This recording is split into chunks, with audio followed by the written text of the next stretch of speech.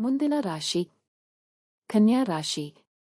ಈ ಯುಗಾದಿ ಹಬ್ಬದ ಸಂದರ್ಭದಲ್ಲಿ ಶನಿಯು ಮೀನ ಮತ್ತು ಮೇಷ ರಾಶಿಯಲ್ಲಿ ಚಲಿಸಲಿದ್ದಾನೆ. ಈ ಸಮಯದಲ್ಲಿ ನೀವು ಸಂಬಂಧಗಳ ಬೆಳವಣಿಗೆಯಲ್ಲಿ ಹೆಚ್ಚಿನ ಸವಾಲುಗಳನ್ನು ಎದುರಿಸುವಿರಿ ಮತ್ತು ಪಾಲುದಾರಿಕೆ ಹಾಗೂ ವ್ಯಾಪಾರದಲ್ಲಿ ಸವಾಲುಗಳು ಎದುರಾಗಬಹುದು. ಹಾಗಾಗಿ ಈ ಅವಧಿಯಲ್ಲಿ ನೀವು ಶಾಂತಿಯುತವಾಗಿರುವುದರಿಂದ ದೀರ್ಘಕಾಲೀನ ಯೋಜನೆಗಳಲ್ಲಿ ಹೂಡಿಕೆಯನ್ನು ಮಾಡುವ ಬಗ್ಗೆ ಹೆಚ್ಚಿನ ಗಮನವನ್ನು ನೀಡುವುದು ಉತ್ತಮ. ಶನಿಯು ಮೇಷ ರಾಶಿಯನ್ನು ಪ್ರವೇಶಿಸುವುದರೊಂದಿಗೆ ನೀವು ಸಂಬಂಧಗಳಲ್ಲಿ ಬದಲಾವಣೆಯನ್ನು ಹೊಂದುವಿರಿ. ಆಧ್ಯಾತ್ಮಿಕ ಪ್ರಗತಿ ಮತ್ತು ಸಂಪತ್ತಿಗೆ ಸಂಬಂಧಿಸಿದಂತೆ ಸವಾಲುಗಳನ್ನು ಎದುರಿಸುವಿರಿ. ಈ ಅವಧಿಯಲ್ಲಿ ಹಳೆಯ ವಿಷಯಗಳನ್ನು ಮರೆತು ಮುಂದಿನ ದಿನಗಳ ಬಗ್ಗೆ ಗಮನವನ್ನು ನೀಡುವುದು ಒಳ್ಳೆಯದು. ಗುರು ಗ್ರಹವು ಈ ಸಂದರ್ಭದಲ್ಲಿ ಮಿಥುನ ಮತ್ತು ಕಟಕ ರಾಶಿಯಲ್ಲಿ ಚಲಿಸಲಿದೆ.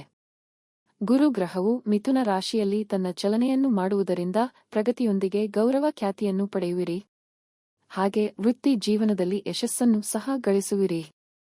ಗುರುಗ್ರಹದ ಚಲನೆಯಿಂದಾಗಿ ನಿಮ್ಮ ಸಂಪರ್ಕಗಳಲ್ಲಿ ವೃದ್ಧಿಯನ್ನು ಹೊಂದುವುದರೊಂದಿಗೆ ನೀವು ದೀರ್ಘಕಾಲೀನ ಗುರಿಗಳನ್ನು ತಲುಪುವಲ್ಲಿ ಯಶಸ್ಸನ್ನು ಗಳಿಸುವಿರಿ.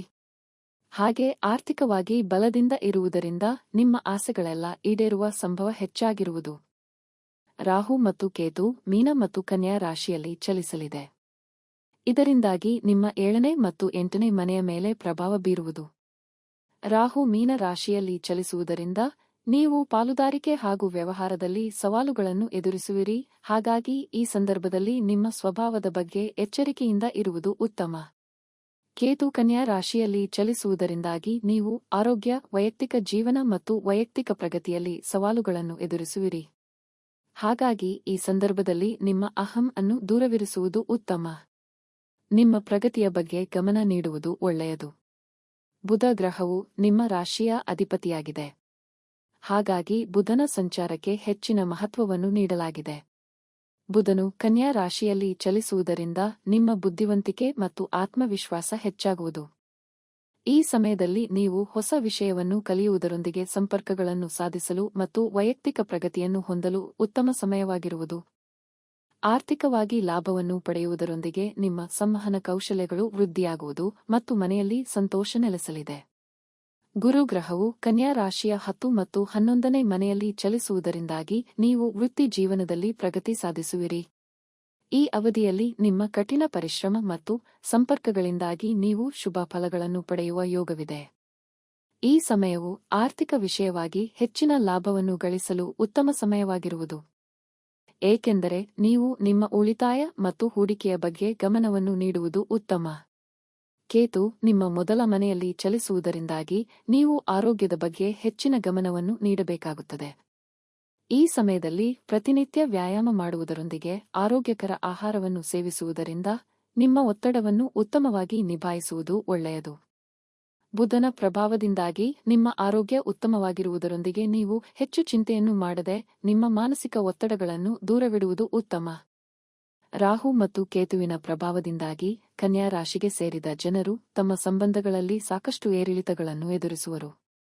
ಈ ಅವಧಿಯಲ್ಲಿ ನೀವು ಸರಿಯಾಗಿ ಅರ್ಥ ಮಾಡಿಕೊಳ್ಳುವ ಮೂಲಕ ಉತ್ತಮ ಸಂಬಂಧವನ್ನು ಹೊಂದುವಿರಿ. ಗುರುವಿನ ಸಂಚಾರದಿಂದಾಗಿ ನಿಮ್ಮ ಮನೆಯವರೊಂದಿಗೆ ನಿಮ್ಮ ಸಂಬಂಧ ಸುಧಾರಿಸುವುದರೊಂದಿಗೆ ನೀವು ಮನೆಯಲ್ಲಿ ಸಂತೋಷವನ್ನು ಹೊಂದುವಿರಿ. ಕೇತು ಗ್ರಹದ ಪ್ರಭಾವದಿಂದ ನೀವು ಆಧ್ಯಾತ್ಮಿಕವಾಗಿ ಪ್ರಗತಿಯನ್ನು ಹೊಂದುವುದರೊಂದಿಗೆ ನೀವು ಈ ಸಮಯದಲ್ಲಿ ಧ್ಯಾನ ಮತ್ತು ನಿಮ್ಮ ಬಗ್ಗೆ ಹೆಚ್ಚಿನ ಗಮನವನ್ನು ನೀಡುವುದು ಉತ್ತಮ. ಈ ಸಮಯದಲ್ಲಿ ನೀವು ಹಳೆಯ ವಿಷಯಗಳನ್ನು ಮರೆತು ನಿಮ್ಮ ಆಂತರಿಕ ಶಾಂತಿಯ ಬಗ್ಗೆ ಸಾಕಷ್ಟು ಗಮನ ನೀಡುವುದರಿಂದ ಒಳಿತಾಗುವುದು. ಕನ್ಯಾ ರಾಶಿಯವರಿಗೆ ಪ್ರಮುಖ ಸಲಹೆಗಳು. ಶನಿಯ ಸಂಚಾರದ ಸಮಯದಲ್ಲಿ ಶಿಸ್ತು ಮತ್ತು ದೀರ್ಘಕಾಲೀನ ಗುರಿಗಳ ಮೇಲೆ ಹೆಚ್ಚಿನ ಗಮನವನ್ನು ಕೇಂದ್ರೀಕರಿಸಿ. ಗುರುವಿನ ಸಂಚಾರದ ಸಮಯವನ್ನು ನಿಮ್ಮ ಜ್ಞಾನ, ಕೌಶಲ್ಯ ಮತ್ತು ಆಧ್ಯಾತ್ಮಿಕ ಅಭ್ಯಾಸಗಳನ್ನು ವಿಸ್ತರಿಸಲು ಬಳಸಿ. ಈ ಅವಧಿಯಲ್ಲಿ ಹಣಕಾಸಿನ ವಿಷಯವಾಗಿ ಬಹಳ ಜಾಗರೂಕರಾಗಿರಿ ಮತ್ತು ಅನಗತ್ಯ ಅಪಾಯಗಳನ್ನು ತಪ್ಪಿಸಿ. ನಿಯಮಿತ ವ್ಯಾಯಾಮ ಮತ್ತು ಸಮತೋಲಿತ ಆಹಾರದ ಮೂಲಕ ಆರೋಗ್ಯಕ್ಕೆ ಹೆಚ್ಚಿನ ಆದ್ಯತೆ ನೀಡಿ. ತಪ್ಪು ತಿಳುವಳಿಕೆಗಳನ್ನು ದೂರ ಮಾಡಲು ಸಂಬಂಧಗಳಲ್ಲಿ ಮುಕ್ತ ಸಂವಹನವನ್ನು ಹೊಂದುವುದು ಮುಖ್ಯ. ಪರಿಹಾರವಾಗಿ ಗಣಪತಿ ಪೂಜೆ ಮಾಡಿ. ಗಣೇಶ ದೇವಾಲಯಗಳಿಗೆ ಭೇಟಿ ನೀಡಿ ಅರ್ಚನೆ ಮಾಡಿ.